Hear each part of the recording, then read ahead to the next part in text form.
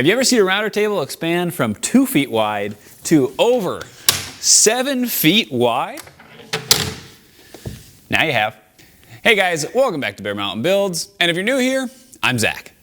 And today we are building the expanding router table. Now this is the 4th table in our expanding table series. Highly requested, I'm not gonna lie, I've gotten tons of emails on this.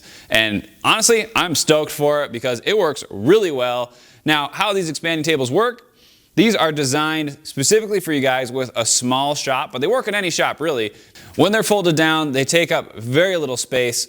So with this build, it is 24 inches deep and 29.5 inches wide when it's folded down. But when you expand it out,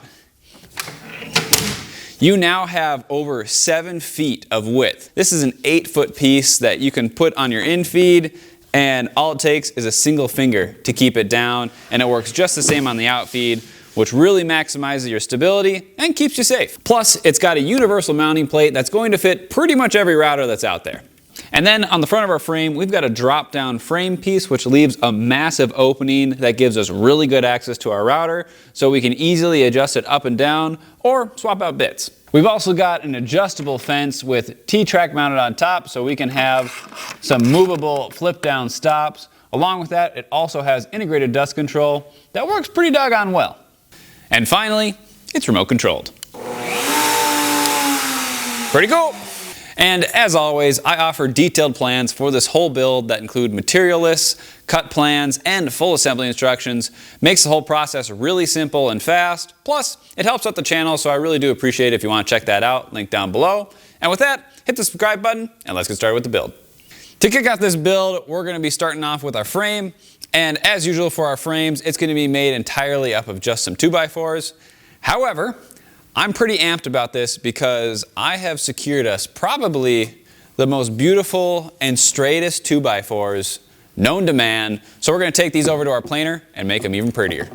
Usually for my builds where I'm building frames out of 2x4s, I run my 2x4s through a planer. I take a 1/16 of an inch off each of the 4 sides.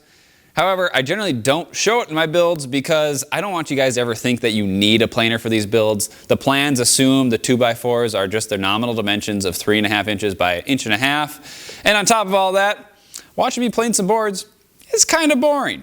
However, since this is an expanding table video, I thought this is a great time to showcase the infeed outfeed expanding planer table. Works really well. Allows you to run your boards in here without gouging anything out because you got the rollers on here. And to top it all off, this is a great opportunity for me to shamelessly plug my dust adapter for the DeWalt 735 planer. Hooks on with the factory mounting, makes it really easy to just connect a 2.5 inch dust collector hose, and with the elbow, gets it out of the way of your boards as they come through. So with that, let's do some planing.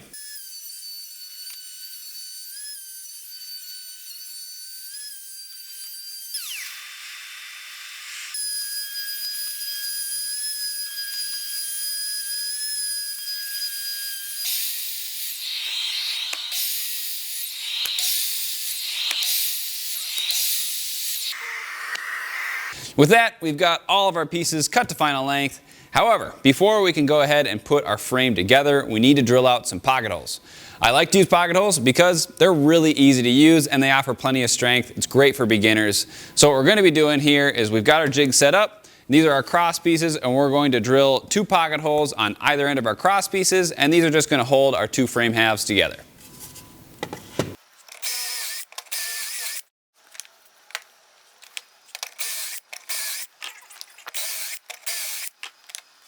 We've got our pocket holes drilled on either end for all of our cross pieces, so we can go ahead and put our frame together.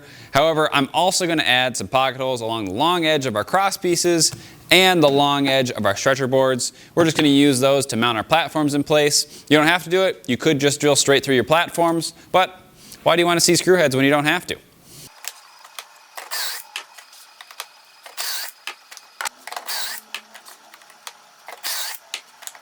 For these stretcher boards, there is going to be a lap joint on either end, so I like to just take one of the other pieces, hold it over the edge, mark a line on both sides. That way I know I'm not going to put a pocket hole where the joint's going to be.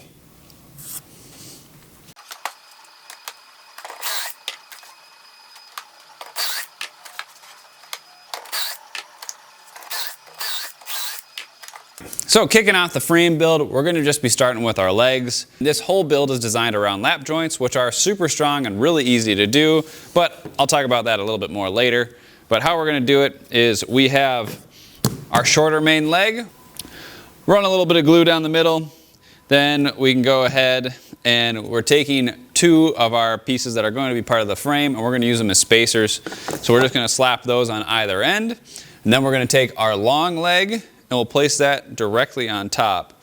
And we'll use those spacers to make sure that this shorter leg is centered on our long leg. So I just feel for it on either edge, and once it feels like we're really centered, we're just going to take some 2.5-inch screws, go through our long leg, because if we go through this side, we're not going to see our heads, and that will pin everything in place.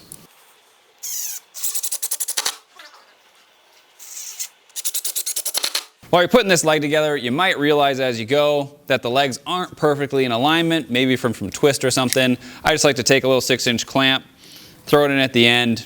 You're good to go, you're all lined up, and then you can throw your last screw in.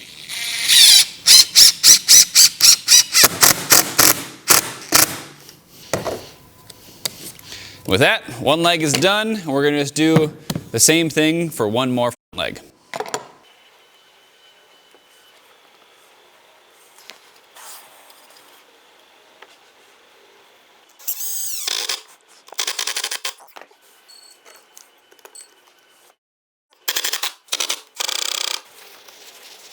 We've got our rear legs done, so we're moving on to the front legs, which are just a little different. Similar method though. So instead of a stretcher being all the way at the top of our board, it is going to be dropped down. That way it gives us good access to our router so we can adjust everything.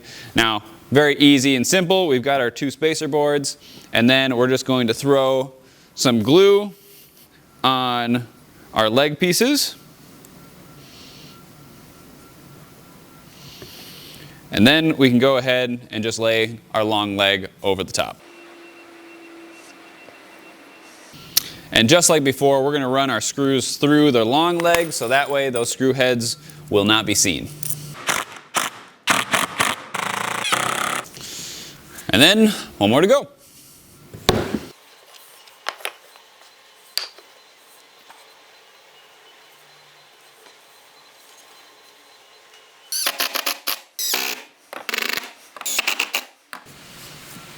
Just like that, our legs are done. We've got all 4 of our legs all put together, so we're ready to assemble the front and the back halves of our frame. Now real quick, here's how the lap joints work. So we've got our main front leg, we've got our stretcher across the bottom, and then we have our other main leg, and then we can just take our final stretcher and it's going to go right across the top, fit into those 2 notches here. Now this is what's great about lap joints. It freestands just like this. All of that load is going through the wood and into the ground, not going through any hardware.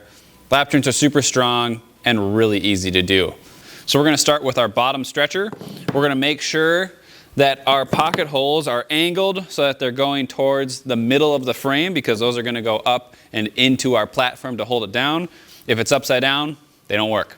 Now I'm just gluing these joints together.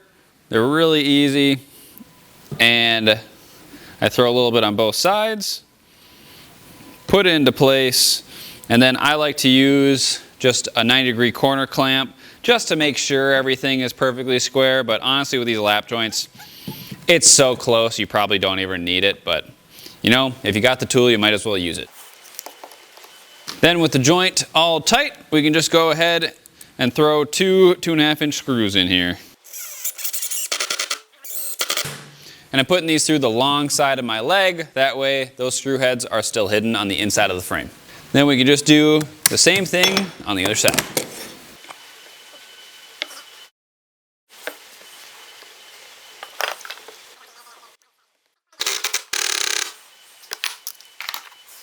With our bottom stretcher on, we can go ahead and attach our top stretcher.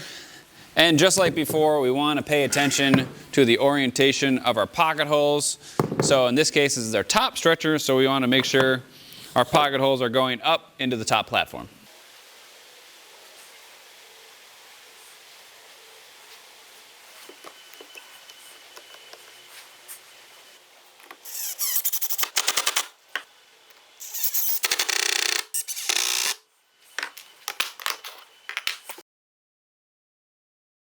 Same principles apply. We've got our bottom stretcher is going to have our pocket holes on there. We just want to make sure our pocket holes are going up and into the frame so we can mount our bottom platform. And then our middle stretcher has no pocket holes whatsoever. So you can put it in however you want.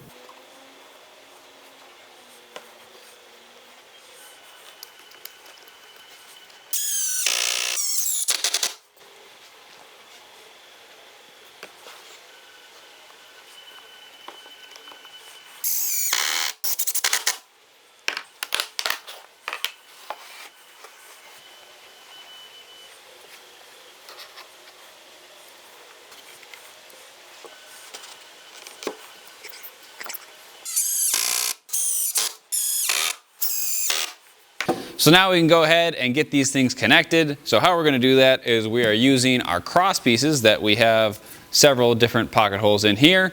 So what's going to happen is I'm just going to put a little bit of glue on the end of this cross piece.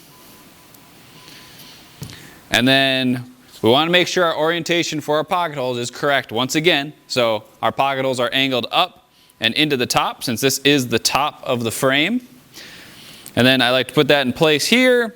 And usually when you put glue on these cross pieces and they're standing up like that and you're trying to put pocket screws in, they can get a little squirrely. So I tend to use a 48-inch clamp just to kind of hold it down and in place.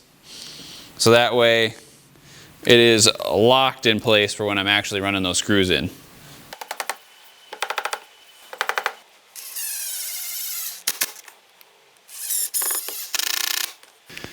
Now we can just repeat that same process all the way around, but always remember to be aware of the orientation of our pocket holes.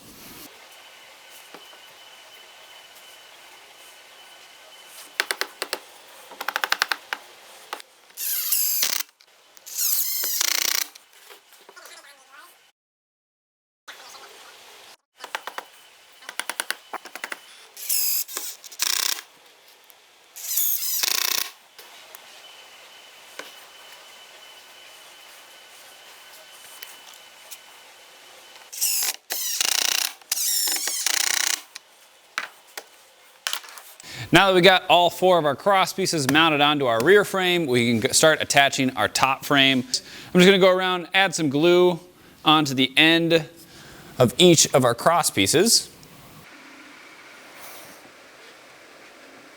Then we can take our frame and we'll lay it down. And once again, we're being mindful of where our pocket holes are. So this is the top of the frame and it needs to be down on that end.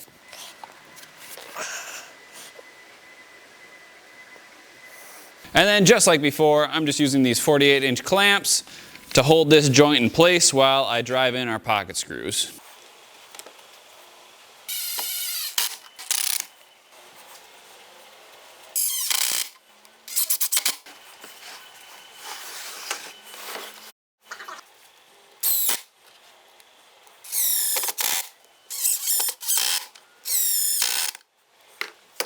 And with that, our frame is done. With our frame all assembled, we're going to move on to mounting up our wheels. Now for all of my shop builds, I'm using 4-inch caster wheels because they roll over pretty much anything you can find on your shop floor. These are really great wheels and the best bang for your buck I have ever found, so I'll have them linked down below.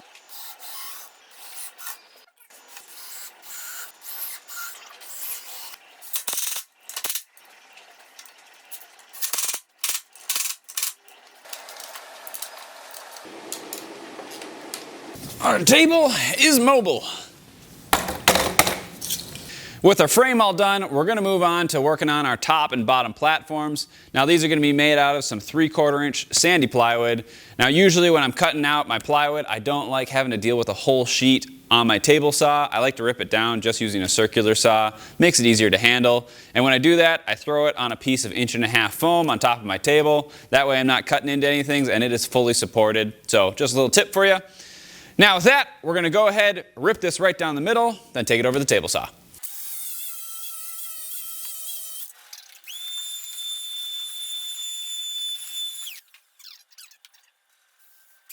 While I'm getting this cut set up, I thought I'd take the opportunity to just talk about the expanding table saw build. Now, this is designed for guys with a smaller shop because you got your side wings to fold out and hold your offcut and your main cut, along with your fold out outfeed. In all honesty, I've got a big shop, let's be real. And I have a bigger table saw than this, but this design and build is so much more efficient and faster to use. I find myself using this thing all the time. Along with that, it's the same height as everything else that I've built for this shop. So the modular workbench works really great as an infeed for the table saw if you're cutting something really long. However, in our case today, we're cutting something really wide, so our offcut needs a little bit more support, so we can just put our modular workbench over here and we're ready to go. Since we're going to be cutting 3/4 inch, we might as well cut everything while we're thinking about it. So we're going to cut out our 2 platforms and our 2 wings. Now I'm going to go for a match grain on the top with our wings. You don't have to do this, but this is the perfectionist in me, just forces me to. So what we're going to do first is we're going to cut out our wing, cut out our center platform, and then cut out our other wing. Here's an interesting feature of the expanding table saw that even the guys who have built this probably don't know about because I've never featured it before. Now in the case of this cut that we're going to make, we want to cut it about right here. However, since this is just a job site table saw, our fence only goes to here, which means we're probably about 6 inches short. Here is how we exceed the limit of our table saw using the expanding table. What we're going to take is some spacers and we're going to move our fence all the way over. Then we can take our spacers and we're just going to stack them on the end over here.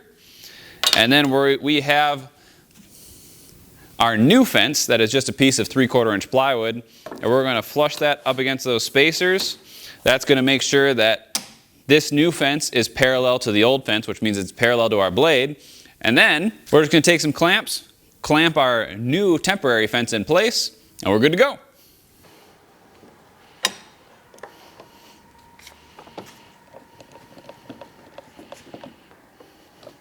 With everything clamped down, we can go ahead and loosen up our fence, take that off and get rid of those spacers, and we're good to go.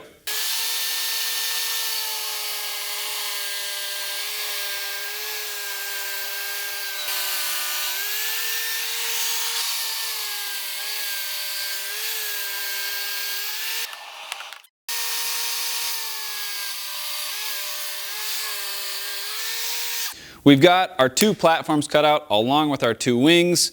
However, before we can go ahead and start mounting up our platforms, our bottom platform needs to have the 4 corners notched out to fit around our legs. Now, here is a really simple way to do that and figure out what your notches need to be. I just take my bottom platform, put it directly onto my frame and position it so it's centered. And then all you do is take a pencil and you just trace out on the underside around each of your 4 legs.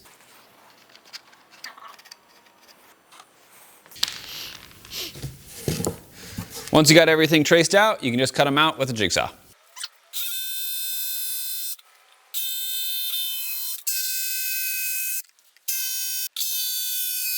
We've got our 4 corners knocked out, so let's see how she fits.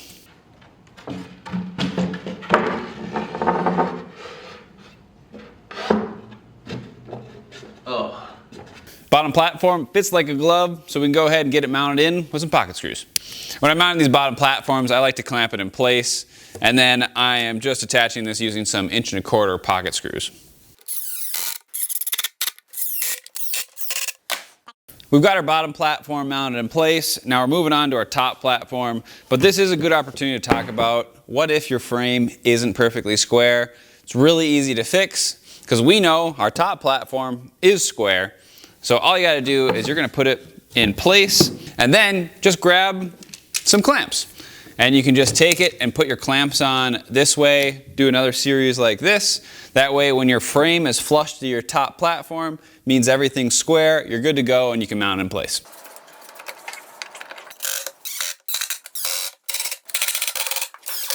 We've got our frame done and we've mounted up our top and bottom platforms. So next up, we're going to work on dropping in our universal mounting plate for our router. Now for this build, we're going to be using the PowerTech universal router mounting plate. This is pretty much the best bang for your buck plate I could find out there. So if you're interested in this, I'll have a link down below and you can confirm that it fits your router. As far as I can tell, it fits pretty much everything. So odds are pretty high it's going to fit your router as well. Now this also comes with the mounting screws we're going to use to actually bolt this to our tabletop. some leveling set screws, so if you do go a little deep on your cut, you can bring it back up and flush it up, along with some inserts for the different size bits you're going to be using on your router. When it comes to routing out a spot for this plate, you got to be precise, so I strongly recommend using a template. My plans do include some dimensions for a template, so if you want to make your own, you can do that. However, I've gone ahead and made my own, which I do offer on my website. Makes the process really easy for you, and it includes a bunch of other hardware that we'll talk about later. For positioning this template, I'm just going to use some spacers. It just makes sure that I'm squared everything and centered. When it comes to actually positioning this plate, I do have all the dimensions in the plans, and you can just follow along with that. But things to consider if you want to move it around is I like to have my plate very close to the front of my table. That way I have easy access to my router, so when I'm swapping out bits, I don't have to really stretch underneath the table. Along with that, we have maximized our distance from our fence to our router bit, so we can really get a deep cut. But honestly, you can put it wherever you want. This is where I like to put it. This template, if you get the physical version of it, does come with these 8 screws that allows you to actually pin this down in place onto your work surface while you're routing, so it doesn't move anywhere.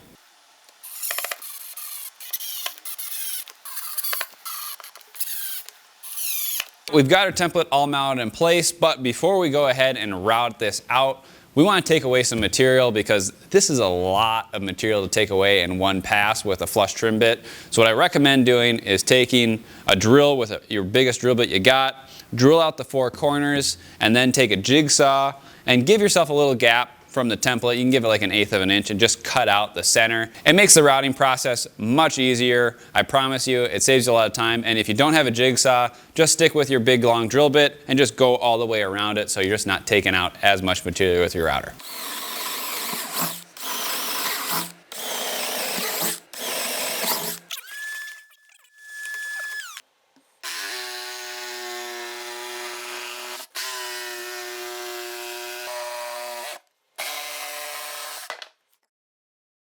Now that we've got our hole cut, it's time to do our routing, and I'm just using a 1/2 inch flush trim router bit with the roller bearing running on our template.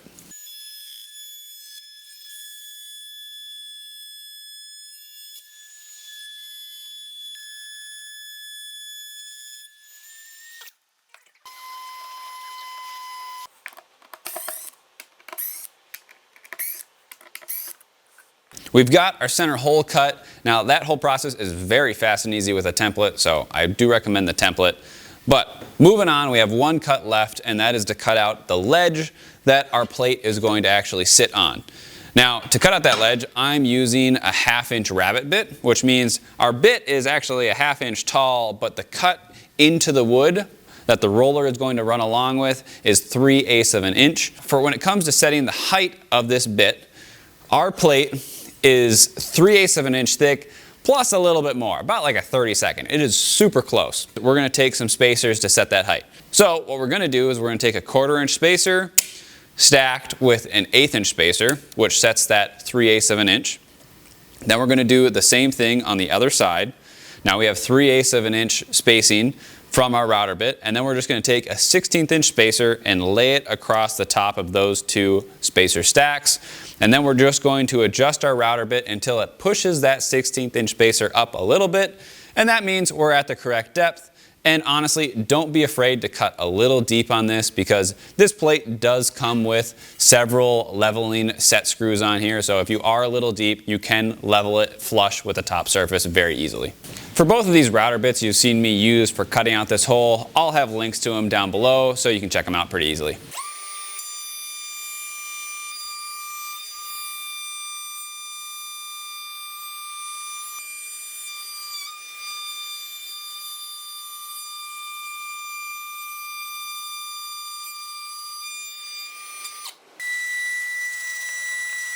Just like that, we can go ahead and drop in our plate.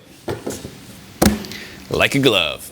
Our plate fits really well, but before we can get this bolted down, due to how the template and the rabbet bit works, there is just a little bit of material left in each of these 4 corners. If you're looking straight through it, you can see it. So what we're gonna do is we're just gonna drill those out. I'm gonna use a 17/64 bit. You could also use a 1/4 inch bit, but you're just trying to get that material out of there. Like I said, not much left. It's really easy. So from here, what we're gonna do is we're gonna level this because like I said before, it is ever so slightly lower than the surface. So we're just gonna use the included set screws that come with our plate to bring it back to flush. Now, we can go ahead and get this plate bolted down. So we're gonna use the 4 flange head screws that are included with our plate. These just drop in here.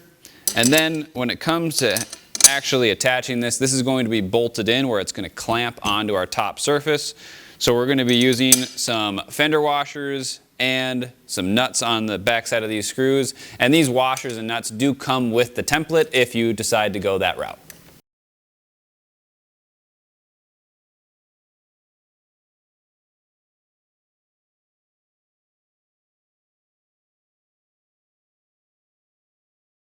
With that, our plate is all mounted up. So now we're gonna go work on our wings.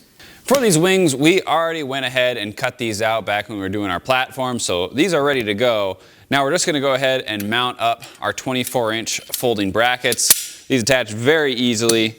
All we're gonna do is we're gonna take some spacers and we're going to space it 3/4 of an inch from the edge. And I like to use 2 spacers, that way you know you are parallel to your edge. And then I just use a 1/3 spacer off the back side, just so that that bracket is flush to our backside. So once it's fully in position, we can just use our 3/4 inch screws and mount them up.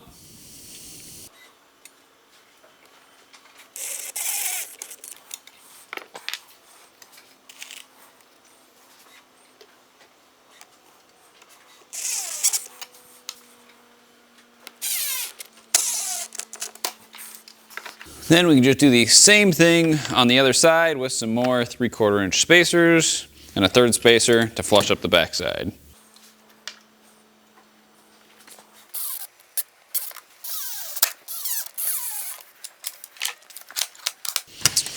Now we can do the same thing for the other wing. Like I said before, I did cut these wings to match the grain all the way across the top. So I've got them marked so that way my grain does match, but if you're not doing that, then don't worry about it.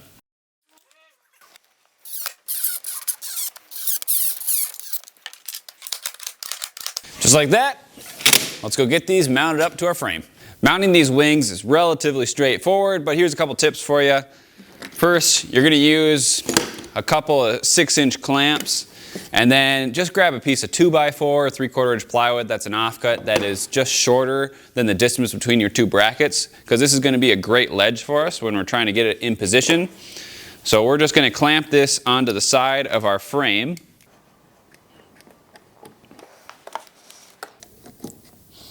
And this doesn't need to be perfect. It can be a little low. You're just looking for something to hold the wing up while you're positioning it. So now we can go ahead and grab our wing. And I like to just hold it on my hip like this. That way I have access to the brackets over on the side, because once I get into place, I can just grab a clamp and clamp the bracket directly to the frame. Now that we've got it all clamped up, we can just do our minor adjustments to make sure we are flush on the surface and then also flush on our sides.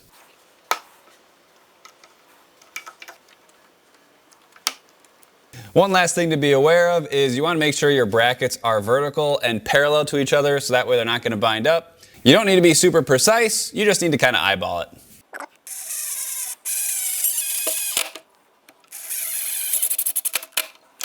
For the screws at the corner of the bracket, you can get at them if you do a series of extensions, or you can use one of these little 90-degree jigs.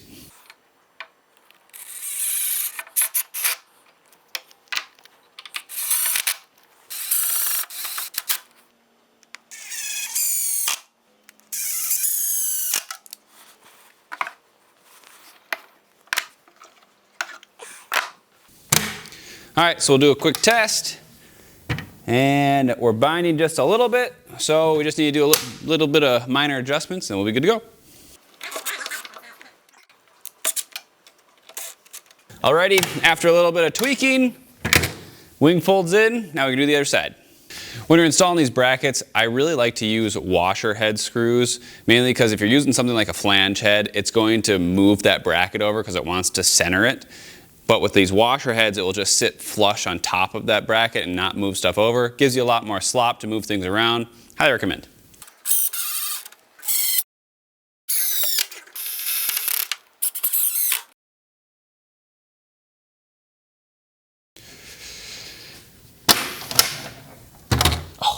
First try.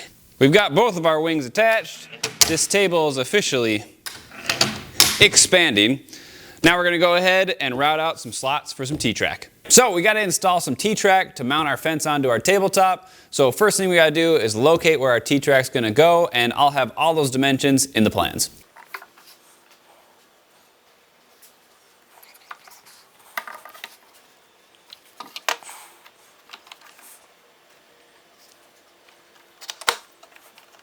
When it comes to routing out a slot for T-track, I like to do it in 2 passes, and I'm just using a 3/4 inch straight bit at half depth for this first pass.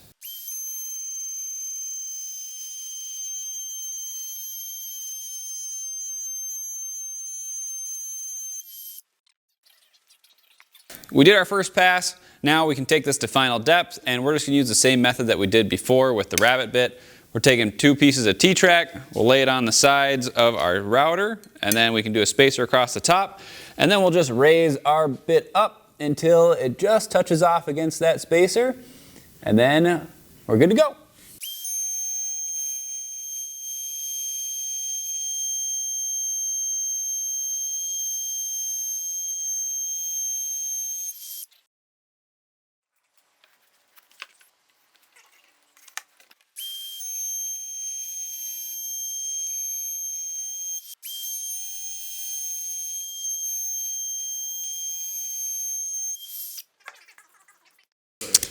All right, we've got our slots routed out, so now we can go ahead and get our T-track put in place. And these are just 24-inch strips of T-track, so you don't even need to cut them.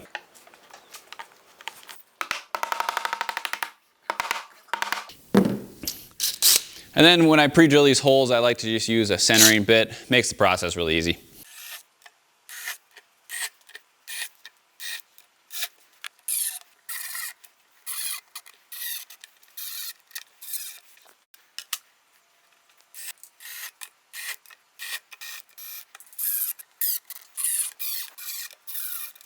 We've got both of our T-track channels mounted into our table, so now we can move on to probably the most important part of a router table, which is the fence. So we're going to be going back over to the table saw to cut up some more 3/4 inch plywood.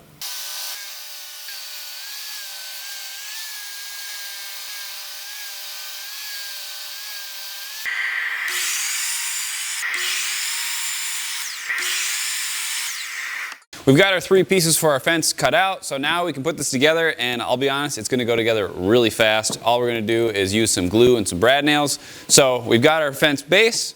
Now we got our first fence front. I'm just going to put it up here and put a line on the front. That way I know where I should stop my glue, because then I can take my base.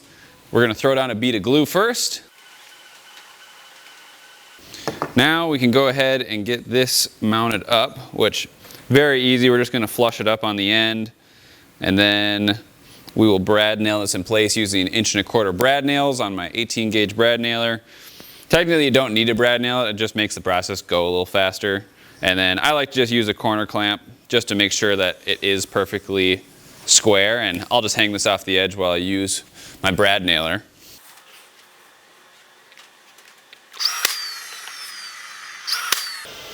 And that should be good. Don't need very much. Brad nails are basically just going to hold it in place while the glue dries. So now we've got 1/2 on there. Now next up, we're going to put our dust collector center in place. Now I offer this dust collector along with 4 gussets on my website. You can bundle it with a template if you want, or you can get it separately. It's up to you. But this goes on really easy. We're just going to use the included screws that come with the kit, and we're going to put this in place first. We want to make sure that next fence piece is snug up against our dust center. So, goes on really nice and easy, just 2 screws. And like that, we got a dust collector. So then we can take our last front fence piece and we'll just do the same thing with glue and brad nails.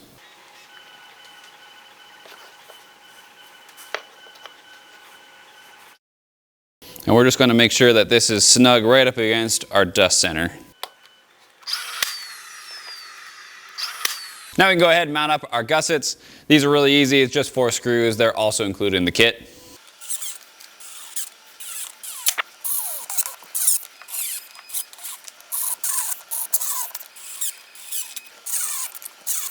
So with that, our fence is assembled. So next up, we're going to add some T-track onto the top of our fences. That way we can mount up some flip down stops. I'm just taking a 24-inch piece of T-track, and this is made of aluminum, so you can pretty much cut it with anything. Generally, I recommend just using a miter saw with an old saw blade that you're using for wood that's too dull now. However, I have a chop saw, so I'm going to use that.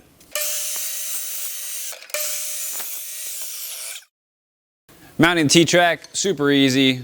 I'm using the same centering bit that I did before with our other T-track. And what I like to do is just take a spacer and brace it against the front of the fence. That way we know our T-track is flush to the front of our fence. And then I'll just pre-drill this first hole while making sure that we are flush up against our dust center. And then I like to drop a screw in right away just so it pins that location in place. Then we can go along and do the same thing for all the other holes.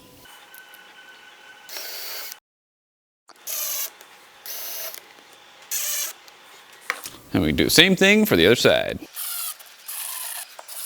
Last step, we just need to drill some holes in our base so we can actually mount it to our tabletop. For drilling out these holes for the base of our fence, I'm going to be using my new drill press table, which if you haven't checked out, it's my latest video. It honestly has been super useful. I've really liked using it. It's got built-in dust collection, so check it out. I'll have it linked up in the corner if you want to see that.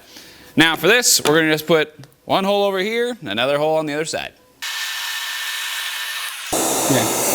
This dust collection really works well too. Our router table fence is done. Now the one last thing we have is just the mounting hardware, which I'll have linked down below and in the plans. We just have these shafts that will go in here, and then we can go ahead and drop our fence down onto those. Then you can go ahead and just screw them down. And our fence can lock in place, so this router table is pretty much ready to go. At this point, the build is going really well. We are getting super close to the end. Now I just have a couple more features I want to add on, but first things first, let's go ahead and get our router mounted up to our plate. For this table, I'm going to be using my Bosch corded router. Now, this thing has been a beast for me. My dad has dropped it a couple times, still working really well. It's got tons of power. So if you don't have a router at all, I do recommend this one.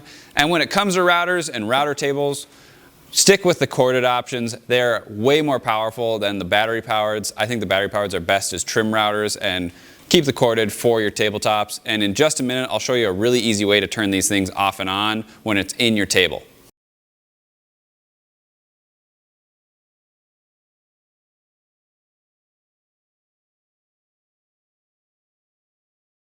We've got a router mounted in place, and I want to address one thing, and that is my biggest pet peeve with routers is having to reach in to turn my router on and off, which is why I actually prefer corded versus cordless, because it pairs very well with this universal remote. And now I've used this on my dust collector, so you might recognize this, but all you do is you take the control unit and you're going to plug your router directly into the unit, and then you can plug this into your power, and as long as the switch on your router is left in the on position, you can just take the included remote and it turns on your router.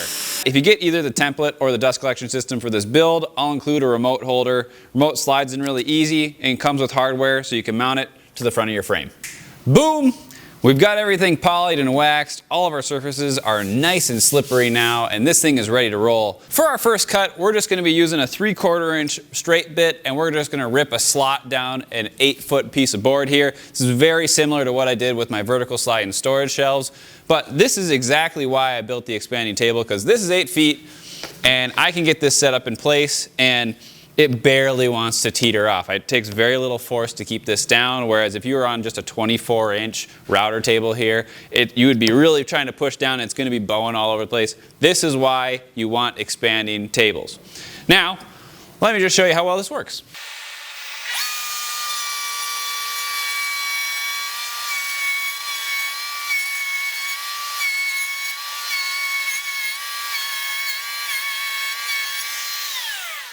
With the expanding table, it turns those really long rips into something that's really easy to do with just one guy, no extra tables needed.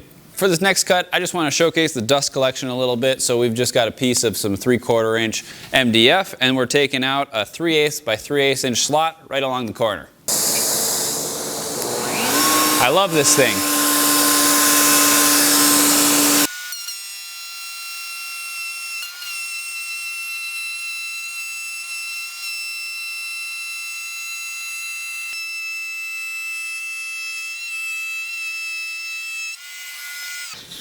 That worked really well.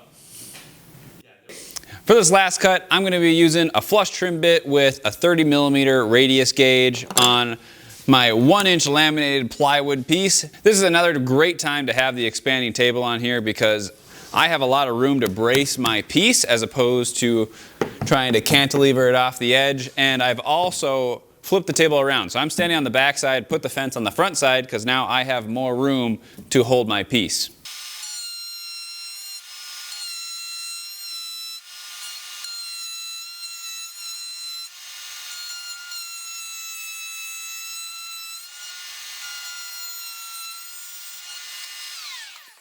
Just like that, that's a really easy cut. With having this much surface area to brace this piece, super easy. I had to do that same thing with my drill press table, and I was just using a small router table, and I was really pinning that against my body, trying to keep everything flush as I'm holding this against a sharp blade. It's not fun. You want to have a lot of bracing. It makes it really fast and easy. That was just 3 common cuts I'm using router tables for a lot in my builds. Now, there are obviously plenty more out there, but I really just wanted to showcase how well this table works. And it works really well. I love this thing. This is going to become a staple in my shop. Now, this is a pretty basic router table, and with routers, you kind of want to have a little bit extra storage for bits and wrenches. And I plan on releasing a drawer system that will fit inside this build. So if you want to check that out, I'll have it linked down below. And if it's not out quite yet, you can sign up for my mailing list on my website, so that way you'll be the first to find out about it.